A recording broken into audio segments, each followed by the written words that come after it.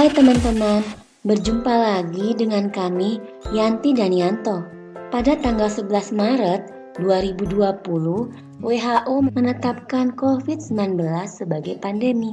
Penyakit tersebut mudah menular, tetapi mengapa banyak juga ya yang tidak mengalami sakit? Mengapa gejalanya tidak selalu terkait langsung dengan sistem pernapasan? Sistem imun berperan penting dalam hal ini. Bagian tubuh yang berfungsi dalam sistem imunitas atau kekebalan tubuh kita antara lain, pertama, sel epitel. Sel epitel adalah sel yang terdapat di seluruh permukaan tubuh. Bersama kelenjar mukosa dan zat kimia antimikrobia berfungsi melindungi tubuh dari masuknya benda asing. Kedua, sel fagosit. Sel fagosit adalah sel yang dapat menelan atau memakan sel patogen. Sel utama yang berperan menjadi sel fagosit adalah neutrofil dan makrofag. Ketiga, antibodi. Antibodi adalah senyawa yang dihasilkan tubuh untuk mengenali sekaligus membunuh antigen asing yang masuk ke dalam tubuh. Dan yang keempat adalah sel limfosit, limfosit T dan limfosit B. Keduanya berfungsi mengenali dan membunuh sumber penyakit seperti virus dan bakteri. Sistem kekebalan tubuh manusia ada dua jenis, yaitu aktif dan pasif. Apa saja ya teman-teman? Aktif terbagi atas dua jenis, yaitu sistem kekebalan tubuh aktif alami dan sistem kekebalan tubuh aktif buatan. Sistem kekebalan tubuh aktif alami adalah sistem kekebalan tubuh aktif yang diproduksi sendiri oleh tubuh secara alami, seperti limfosit dan antibodi, di mana terbentuk ketika tubuh diserang virus, bakteri, atau antigen asing. Kedua, sistem kekebalan tubuh aktif buatan, yaitu sistem kekebalan aktif yang didapat dari luar tubuh atau buatan, seperti imunisasi, di mana tubuh disuntikan bibit penyakit yang telah dilemahkan untuk memancing sel kekebalan tubuh menjadi aktif. Yang kedua, sistem kekebalan tubuh pasif. Sistem kekebalan tubuh pasif ada dua jenis, yaitu sistem kekebalan tubuh pasif alami dan sistem kekebalan tubuh pasif buatan. Sistem kekebalan tubuh pasif alami yaitu sistem kekebalan tubuh pasif yang diproduksi sendiri oleh tubuh secara alami. Misalnya, air susu atau ASI dengan kandungan kolostrum, sel epitel, lendir, dan lainnya. Selanjutnya, sistem kekebalan tubuh pasif buatan, yaitu sistem kekebalan tubuh pasif yang didapat dari luar tubuh atau buatan, misalnya disuntikan serum ketika sakit. Bagaimana teman-teman? Sudah tahu kan siapa saja yang berperan dalam menjaga kekebalan tubuh kita? Selanjutnya, mari kita mempelajari bagaimana sistem kekebalan tubuh manusia bekerja. Seperti apa ya mekanismenya? Dan bagaimana tahapan mekanisme kekebalan tubuh dalam menghadapi virus, bakteri, atau antigen asing. Mekanisme sistem kekebalan tubuh dibagi menjadi dua macam, yaitu non-spesifik dan spesifik. Non-spesifik merupakan imunitas alami atau innate yang tidak memiliki memori tentang infeksi yang terjadi sebelumnya. Pada mekanisme ini terdiri dari dua tahapan pertahanan, antara lain pertahanan pertama, pertahanan secara fisik, mekanis, zat kimia, dan biologi. Secara fisik, ketika bakteri atau antigen asing ditahan oleh permukaan tubuh, yaitu kulit yang terdiri atas sel-sel epitel dan membran mukosa yang terdapat pada saluran pencernaan, respirasi, kelamin, dan ekskresi. Secara mekanis, ketika virus, bakteri atau antigen asing ditahan oleh rambut pada hidung dengan cara menyaring udara yang masuk, dan silia pada trakea dengan cara menyapu partikel yang terperangkap dalam lendir lalu dikeluarkan lewat saliva atau air ludah. Secara zat kimia, ketika virus, bakteri, atau antigen asing mampu dihadapi oleh zat kimia dalam tubuh seperti enzim lisosim pada air ludah, air mata, dan sekresi mukosa atau mukus. Laktooksidase dari ASI,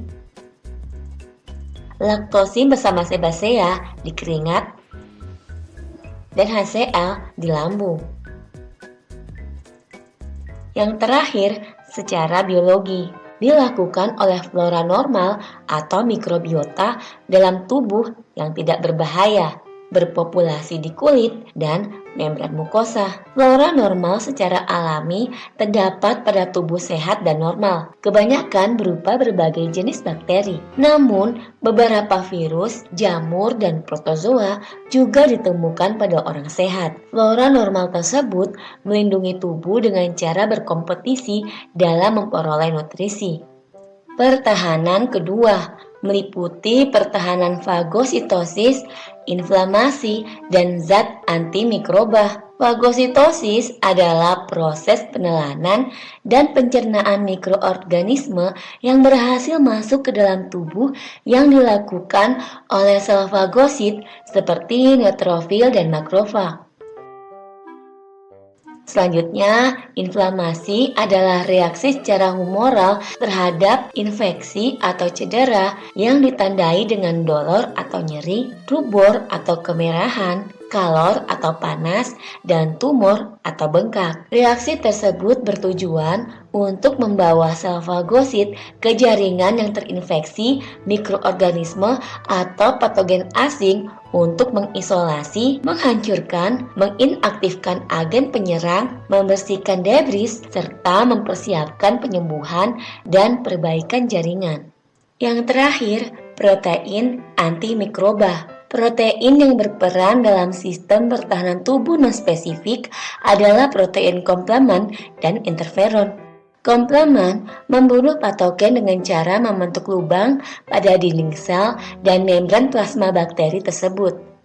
Hal ini menyebabkan ion Ca2+ keluar dari sel, sementara cairan dan garam-garam dari luar bakteri akan masuk ke dalamnya dan menyebabkan hancurnya sel bakteri tersebut.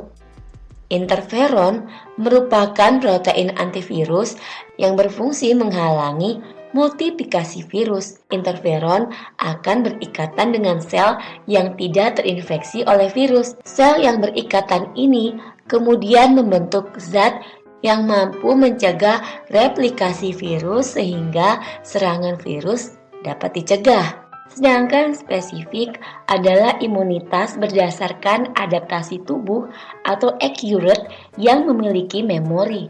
Oleh karena itu, mempercepat tanggapan ketika penyerbuan virus, bakteri, atau patogen yang sama ditemui lagi. Mekanisme spesifik terdiri dari pertahanan kekebalan humoral dan selular. Kekebalan humoral adalah kekebalan yang melibatkan aktivitas sel limfosit B dan antibodi yang beredar dalam cairan darah dan limfe. Limfosit B atau sel B. Sel ini dibentuk di sumsum tulang belakang dan terdiri dari pertama, sel B pembelah, berfungsi membentuk sel B plasma dan sel memori. Kedua, sel B plasma berfungsi membuat antibodi. Ketiga, sel B memori berfungsi mengingat antigen asing dan menstimulasi pembentukan sel B. Berikut antibodi atau imunoglobulin atau IG atau serum protein globulin yang berfungsi melawan antigen dengan cara mengikat untuk selanjutnya ditangkap dan dihancurkan oleh makrofag. Antibodi dibedakan menjadi 5 tipe, antara lain pertama, imunoglobulin M, respon kekebalan primer pada saat terjadi infeksi pertama kali. Kedua, imunoglobulin G, respon kekebalan sekunder pada saat terjadi infeksi kedua, terbanyak dalam darah, mengalir melalui plasenta, dan memberi kekebalan pasif dari ibu ke janin. Imunoglobulin A, ditemukan dalam air mata, air ludah, keringat, dan membran mukosa. Berfungsi mencegah infeksi pada permukaan epitelium. Terdapat dalam kolostrum yang berfungsi untuk mencegah kematian bayi akibat infeksi saluran pencernaan. Keempat, imunoglobulin D ditemukan pada permukaan limfosit B sebagai reseptor dan berfungsi merangsang pembentukan antibodi oleh sel B plasma. Kelima, imunoglobulin E ditemukan terikat pada basofil dalam sirkulasi darah dan sel mast atau mastosis di dalam jaringan yang berfungsi mempengaruhi sel untuk melepaskan histamin dan terlibat dalam reaksi alergi. Selanjutnya, kekebalan seluler, kekebalan yang melibatkan limfosit T. Limfosit T atau sel T terbentuk di sumsum tulang belakang dan mengalami proses pematangan di kelenjar timus. Sel T bertugas menyerang langsung antigen asing dan terdiri dari pertama, sel T toksik atau pembunuh, berfungsi menyerang patogen, sel tubuh yang terinfeksi, dan sel kanker secara langsung. Kedua, sel T helper atau pembantu, berfungsi menstimulasi pembentukan sel B plasma dan mengaktifasi makrofag untuk melakukan fagositosis. Ketiga, sel T supresor berfungsi menaikkan dan menurunkan respon imun dengan cara produksi antibodi dan mengurangi aktivitas sel T pembunuh. Sel T supresor akan berhenti bekerja ketika infeksi berhasil ditangani. Nah, sekarang teman-teman sudah tahu kan siapa saja yang akan bekerja pada sistem pertahanan tubuh kita di saat virus, bakteri, atau patogen asing lainnya masuk ke dalam tubuh.